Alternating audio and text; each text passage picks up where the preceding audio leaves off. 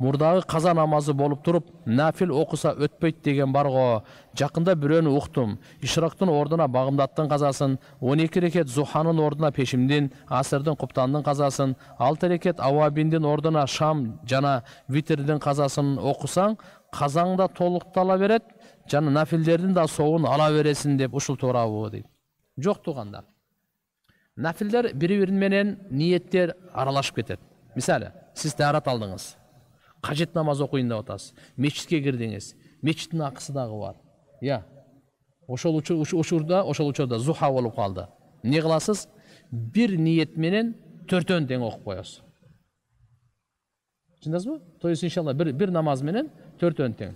Ошол жерге тахиятул вуду дараттыкындагы, дараттын акысы, мечиттин тахиятул масжид мечиттин акысындагы, кажет намазды окусаңыз, булар нафилде бардыгычы. Зухада нафил. Ушуну кошуп туруп, Аллаху акбар деп 2 рекет менен бардыгын кутулуп койсоңуз болот. Бирок каза менен нафил экөө аралашпайт. Сиз нафил десеңиз нафил болот, казага болбойт. Каза десеңиз каза болот, ал нафил болбойт да. Түшүнүктүү да? Ошол учурунда окуй бергениңизге сизге жакшы адат болот. Албетте дуасын кыла бериңиз, бирок казадан кутула бересиз.